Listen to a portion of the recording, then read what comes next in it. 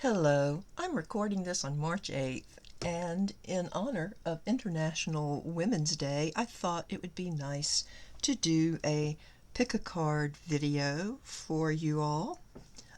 I am using the Sacred Mothers and Goddesses deck by Claudia Olivos. Seemed extremely appropriate, and also because I love stone energies. Crystals for Beginners by Judy Hall. So to begin, make yourself comfortable. Perhaps take a few deep cleansing breaths and look at these three cards.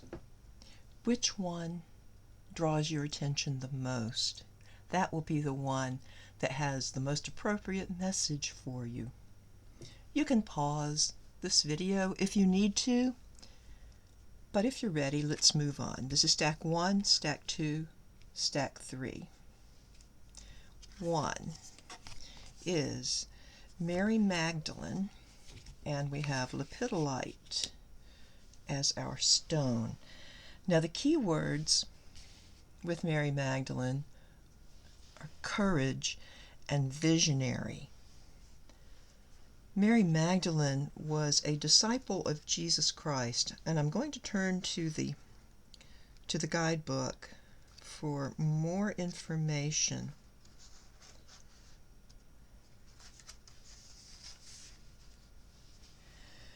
She is the 13th and closest disciple of Jesus of Nazareth, and in ancient Aramaic, Mary means she who illuminates, and that is a very appropriate description of her. She was recognized as a teacher, a leader, and a visionary. Now, her reputation was perhaps deliberately tarnished beginning in the 6th century when she was depicted as a former prostitute. Probably that was to keep women from rising to positions of leadership in the Catholic Church. And in 1969, the Vatican formally corrected the error, stating that she is distinct from the other Mary that Luke mentioned. There are many versions of who Mary Magdalene was or was not, but she was undeniably a goddess who lived among us, who was well versed in book knowledge and well connected to the spirit realm. She was a conduit for illuminating truth, courage, and strength based on her own visions and private revelations. Despite naysayers, she lived her truth. Isn't that a wonderful role model? Now her message is stay focused on things of true importance. You have nothing to prove to anyone but yourself. Your spiritual walk is a personal one. Have courage and do not shy away from your purpose. Step up and speak your truth powerfully with grace and wisdom. Trust your inner strength to lead you to where you are meant to be. Awaken to love within and all around you. Know that you are held in the arms of love and cannot be separated from the love that created you. The stone that wanted to go along is lepidolite. Here is a piece of lepidolite. Move her up. Put the stone there. Lepidolite is really known for stress reduction. It halts obsessive thoughts. Lepidolite's lithium content stabilizes mood swings and bipolar disorders. It's excellent for overcoming emotional or mental dependency, releasing from addictions, obsessions, or self-harming, facilitating change, the stone of transition. Stone of transition. That's why I love it so much. Aids decision-making and encourages independence and achieving goals. So, if you chose the courageous, visionary Mary Magdalene, lepidolite would be a stone for you to consider using at this time. So, we will move on to the second stack. We have Rhiannon.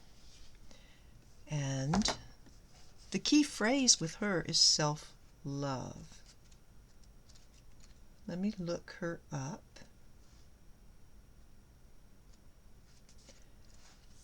Rhiannon is the Welsh goddess of birds and horses. Birds and horses. Fairy magic and dreams. She was a fairy queen who fell in love with the king in the upper world. She had to leave her world forever when she was falsely accused and imprisoned for murdering and eating her infant son. Ugh. She suffered greatly from the loss of her child and her 7-year imprisonment, where she was forced to live as a horse for punishment. Rhiannon endured it all with patience and dignity until a farmer and his wife were able to break the spell that had hidden her baby. Exonerated, she again took her place in the palace as a queen. Rhiannon is a fertility and love goddess who provides powerful guidance through dreams. She also helps the dying to reach the underworld without fear, guiding them with her song, accompanied by her healing songbirds. Oh, how beautiful. So she functions as a psychopomp. The story of Rhiannon teaches us that with truth, patience, and love, we can create change no matter how bleak life seems. Rhiannon's message is that you may have begun to doubt yourself, or uncertainty may be a long-running theme in your life. Honor yourself and your needs by spending time to build your confidence. Respect yourself. Love yourself. Do not allow others to diminish your self-worth. The opinions and behaviors of others are not a reflection of who you are. You are good enough. And I know there are a lot of people, but particularly women, who need to hear that. And we have malachite as our accompanying stone. And I will bring a piece of malachite in. This is a turtle. Malachite is a great emotional healer, and self-love with Rhiannon, that seems very appropriate. It's good for breaking outworn patterns and unwanted ties, especially with people who drain your emotional energy or previous partners. Malachite releases toxic emotions and inhibitions, encouraging free expression of feelings. The release of a previously repressed emotion may induce a catharsis and require additional stones such as smoky quartz to calm the situation. Malachite alleviates shyness and supports friendships. The stone strengthens the ability to process information, helping to understand difficult concepts. But how appropriate is that it releases toxic emotions and associated with a goddess who was unfairly punished and had to live as a horse?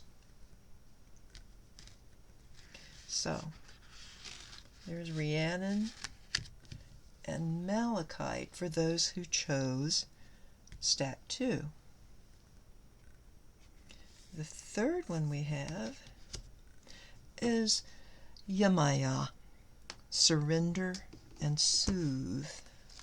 So let's see what the guidebook says. Yemaya, I know she's one of the Orishas, a group of deities originating in Africa. Her name means the one who protects her children. She's a comforting and inspirational goddess who soothes the suffering of all, especially women and children in crisis. She's also worshipped in parts of Cuba and Brazil, where the beliefs of African slaves intertwined with Catholicism in the 17th and 18th centuries. In some cases, like that of the Umbanda religion, the original African spirituality also blended with indigenous religions and spiritism. Yemaya is also known as Mama Wata, Mother of Waters, the goddess of the living ocean, the source of all the waters, and the 7 seas. I always think of Yemaya as a ocean goddess and goddess of beauty. Let's see. Her story is tragic as her son turned against her in violence and raped her. Ugh. She cried so much her tears caused a great flood on the earth, creating the oceans from which the first man and woman were born. Her story is about insuperable challenges, utter despair, and sadness leading to the creation of something new. Like water, she represents soothing ease and constant change, bringing forth life, protecting it, and changing it as necessary. She is motherly and fiercely protective of all her children, comforting them, cleansing them of all their sorrows. She can be fierce, but she is not fond of violence or aggression. Her message is to surrender into the fluid and ever-changing waves of life. Be comforted, be encouraged. Float on my waters, and I will take you there. Trust that help will be there when the waves get rough. You will be taken to still waters. Embrace your own magical way of being in the world. No matter what you look like, your religion, gender, or age, embrace your inner mermaid and never give your power away. Very, very beautiful and very helpful, I'm sure, for people who have suffered maybe more than the rest of us. We have labradorite as the accompanying stone. And I will move this piece of labradorite in. Labradorite is an aura protector. It's a bringer of light containing esoteric knowledge, raising consciousness and connecting with universal energies. It takes you into another world or other lives. Protective labradorite. Isn't that nice? The protection. Wow. Yamaya advises to, I'm going to use a very colloquial, go with the flow, but really meet the challenges, meet the storms. Protective labradorite creates an interface between your own personal energy field and that of another person, deflecting unwanted energies from the energy bodies and preventing energy leakage. It's excellent for screening yourself while allowing awareness of what is happening in another field. You do not take on thoughts and feelings, but remain objectively aware. This crystal opens intuition and activates psychic gifts. It draws messages from the unconscious mind to the surface, facilitating understanding internal conflicts and multiple agendas. Can be very revelatory. This labradorite. So, there we have these three amazing sacred mothers and goddesses. I hope that International Women's Day is inspiring and empowering for the divine feminine within us all. Thank you for joining me. I hope you have enjoyed.